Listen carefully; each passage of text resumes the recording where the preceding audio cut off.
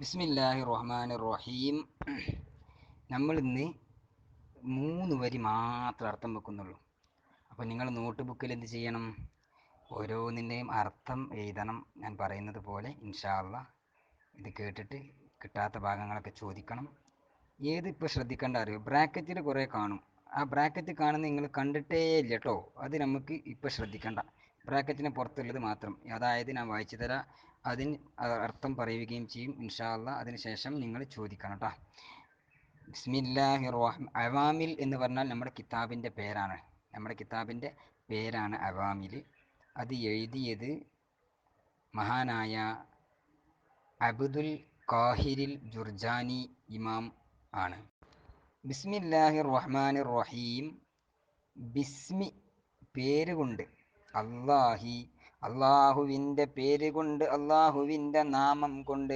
എങ്ങനെയുള്ള അള്ളാഹുവാണ്? അർ റഹ്മാനി കാരുണ്യവാനായ, കരുണ ചെയ്യുന്ന. അർ റഹീമി കരുണാനിധിയായ അള്ളാഹുവിൻ്റെ നാമം കൊണ്ട് ഞാൻ കിതാബ് രചിക്കുന്നു എന്ന് ഈ രചിക്കുന്ന മുസന്നിഫായ മഹാനായ അബ്ദുൽ ഖാഹിരിൽ ജുർജാനി റളിയല്ലാഹു അൻഹു പറയുകയാണ്. അൽഹംദുലില്ലാഹി റബ്ബിൽ ആലമീൻ. അൽഹംദു സർവ സ്തുതിയുമാകുന്നത്. ഞാൻ അർത്ഥം വെക്കുന്നത് പോലെ തന്നെ അർത്ഥം വെക്കണം കേട്ടോ. സർവസ്തുതിയുമാകുന്നത് ലില്ലാഹി അള്ളാഹുവിനാകുന്നു. എങ്ങനെയുള്ള അള്ളാഹുവാണ്? റബ്ബിൽ ആലമീന റബ്ബി രക്ഷിതാവായ. ആരുടെ? അൽ ആലമീന ലോകരുടെ, ലോകത്തുള്ള എല്ലാവരുടെയും ലോകരുടെ രക്ഷിതാവായ അള്ളാഹുവിനാകുന്നു സർവസ്തുതിയും. വ അഫ്ളലു സ്വലാത്തി, വ അഫ്ളലു ഏറ്റവും ശ്രേഷ്ഠമായതാകുന്നത്. അസ്വലാത്തി ആദരവോടെയുള്ള അനുഗ്രഹത്തിൻ്റെ. സ്വലാത്ത് എന്ന് പറഞ്ഞാൽ അതിൻ്റെ അർത്ഥം എന്താണെന്നറിയോ? ആദരവോടെയുള്ള അനുഗ്രഹമാണ്. ആദരവ്, ഒരാളെ ബഹുമാനിച്ചുകൊണ്ട് അനുഗ്രഹം ചെയ്യുമ്പോഴാണ് അതിനെന്ത് പറയുക? സ്വലാത്ത് എന്ന് പറയുന്നത്. അപ്പോൾ സ്വലാത്തിൻ്റെ ഏറ്റവും ശ്രേഷ്ഠമായതാകുന്നത്, ആദരവോടെയുള്ള അനുഗ്രഹത്തിൻ്റെ ഏറ്റവും ശ്രേഷ്ഠമായതാകുന്നത്, അതായത് ഏറ്റവും ശ്രേഷ്ഠമായ അനുഗ്രഹമാകുന്നത്. പിന്നെ എന്തിൻ്റെയും? തസ്ലീമി സലാമിൻ്റെയും. സലാം എന്ന് പറഞ്ഞാൽ എന്താ? രക്ഷ എന്നാണ് അർത്ഥം.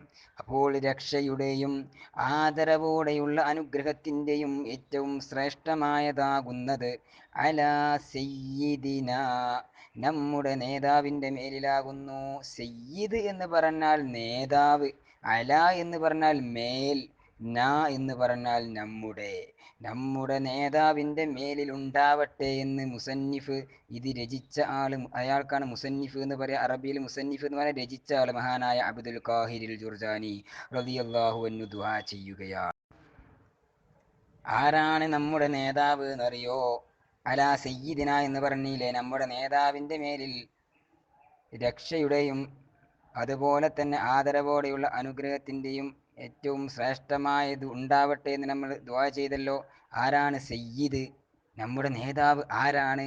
മുഹമ്മദിൻ, അതായത് മുഹമ്മദ് നബിയുടെ മേലിൽ അള്ളാഹുവിൻ്റെ രക്ഷയും അനുഗ്രഹവും ഉണ്ടാവട്ടെ. പിന്നെ ആരുടെ മേലിലും ഉണ്ടാവട്ടെ. വ ആലിഹി, നബിയുടെ ആല് എന്ന് പറഞ്ഞാൽ കുടുംബക്കാരെന്നാണ്. ഹി എന്ന് പറഞ്ഞാൽ അദ്ദേഹത്തിൻ്റെ, അദ്ദേഹം എന്ന് പറഞ്ഞാൽ ആരാണ്? മുഹമ്മദ് നബി സല്ലല്ലാഹു അലൈഹി വസല്ലമ തങ്ങൾ. മുഹമ്മദ് നബിയുടെ കുടുംബത്തിൻ്റെ മേലിലും അള്ളാഹുവിൻ്റെ രക്ഷയും അനുഗ്രഹവും ഉണ്ടാവട്ടെ. പിന്നെ ആരുടെ മേലിലും ഉണ്ടാവട്ടെ? വസ്വഹബിഹി, നബിയുടെ അനുചരന്മാരുടെ കൂടെയും അനുചരന്മാരുടെ മേലിലും ഉണ്ടാവട്ടെ. സ്വഹബ് എന്ന് പറഞ്ഞാൽ എന്താ അർത്ഥം എന്നറിയോ? സ്വഹാബികളാണ്. സ്വഹാബി എന്ന് പറഞ്ഞാൽ എന്താണ്? നബിയുടെ കൂടെ സഹവസിച്ച, കൂടെ കഴിഞ്ഞ ആളുകളാണ്, നബിയെ കണ്ട ആളുകളാണ് അവർ. അവരുടെ മേലിലും അള്ളാഹുവിൻ്റെ രക്ഷ ഉണ്ടാവട്ടെ.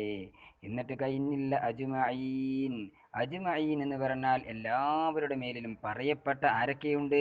നബി തങ്ങളും നബി തങ്ങളുടെ കുടുംബക്കാരും നബിയുടെ അനുചരന്മാരും എല്ലാവരുടെ മേലിലും അള്ളാഹുവിൻ്റെ ഏറ്റവും ശ്രേഷ്ഠമായ അനുഗ്രഹവും അള്ളാഹുവിൻ്റെ രക്ഷയും ഉണ്ടാവട്ടെ എന്ന് നമ്മുടെ മുസന്നിഫ് മഹാനായ അബ്ദുൽ ഖാഹിറുൽ ജുർജാനി റഹ്മത്തുള്ളാഹി തങ്ങൾ തൻ്റെ കിതാബായ പ്രാഥമികമായിട്ട് നിങ്ങളെപ്പോലുള്ള വിദ്യാർത്ഥികൾക്ക് പഠിക്കാൻ വേണ്ടി രചിക്കപ്പെട്ട അവാമിൽ എന്ന കിതാബിൻ്റെ തുടക്കത്തിൽ അദ്ദേഹം പറയുകയാണ്.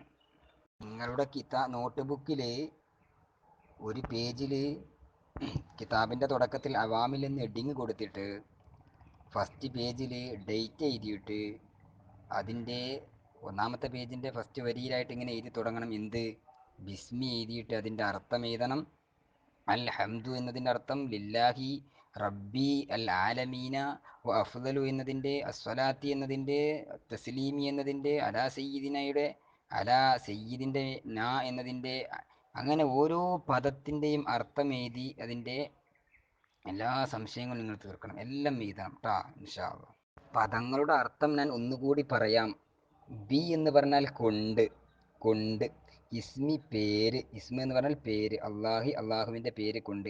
റഹ്മാൻ എന്ന് പറഞ്ഞാൽ കാരുണ്യം ചെയ്യുന്നവൻ, റഹീം എന്ന് പറഞ്ഞാൽ കാരുണ്യവാൻ, കരുണാനിധി. രണ്ടും ഒരേ അർത്ഥമാണ്. അതിൻ്റെ വ്യത്യാസങ്ങൾ പിന്നീട് വലിയ ക്ലാസ്സിൽ നിന്ന് പഠിക്കൂട്ടോ. ഇനി അടുത്തത് പറയട്ടെ. അൽ ഹംദ് എന്ന് പറഞ്ഞാൽ സർവസ്തുതിയും എന്നാണ്. ലി എന്ന് പറഞ്ഞാൽ ലി ലില്ലാഹി എന്ന് പറഞ്ഞാൽ അള്ളാഹുവിന് വേണ്ടിയാണ്, അള്ളാഹുവിനാണ് എന്നർത്ഥത്തിന്. ലില്ലാഹി അള്ളാഹുവിനാണ് എന്നർത്ഥത്തിന്. റബ്ബ് എന്ന് പറഞ്ഞാൽ രക്ഷിതാവ് എന്നാണ് അർത്ഥം. ആലമീൻ എന്ന് പറഞ്ഞാൽ ലോകർ എന്നാണ്, ലോകത്തുള്ള ആളുകൾ. അഫ്ദൽ എന്ന് പറഞ്ഞാൽ ഏറ്റവും ശ്രേഷ്ഠമായതാകുന്നത് എന്നാണ്. സ്വലാത്ത് എന്ന് പറഞ്ഞാലോ ആദരവോടെയുള്ള അനുഗ്രഹം എന്നും. തസ്ലീം എന്ന് പറഞ്ഞാൽ രക്ഷയെന്നും. അല എന്ന് പറഞ്ഞാൽ മേൽ എന്നും. സയ്യിദ് എന്ന് പറഞ്ഞാൽ നേതാവെന്നും. എന്ന് പറഞ്ഞാലോ നമ്മുടെ എന്നും. മുഹമ്മദ് നബിയുടെ എന്നും. വാവ് എല്ലായിടത്തും വാവ് കണ്ട വ അഫ്ദലു എന്നല്ല, വ തസ്ലീം അത് എന്നർത്ഥം വെക്കണം. വ ആലിഹി കുടുംബത്തിൻ്റെ മേലിലും. വ സ്വഹബിഹി സ്വഹാബത്തിൻ്റെ മേലിലും. കണ്ട, സ്വഹബ് ആല് എന്ന് പറഞ്ഞാൽ കുടുംബക്കാർ, ഹി എന്ന് പറഞ്ഞാൽ അവൻ അദ്ദേഹം എന്നാണ്. പിന്നെ അജ്മഈൻ എന്നല്ലേ, അജ്മഈൻ എന്ന് പറഞ്ഞാൽ എല്ലാവരും എന്നാണ് അർത്ഥം. അർത്ഥം കിട്ടാത്തുണ്ടെങ്കിൽ ചോദിക്കണം, നോട്ട് ബുക്കിൽ എഴുതണം. പ്രത്യേകിച്ച് എന്ത് സംശയമുണ്ടെങ്കിൽ ചോദിക്കാൻ മടിക്കരുത്. ഇൻഷാ അല്ലാഹ് നമുക്ക് ഏറ്റവും തർക്കിയ ബാച്ചിലെ ഏറ്റവും നല്ല കുട്ടികളായിട്ട് നമുക്ക് വളരണം. അള്ളാഹു നമുക്ക് തൗഫീക്ക് നൽകട്ടെ.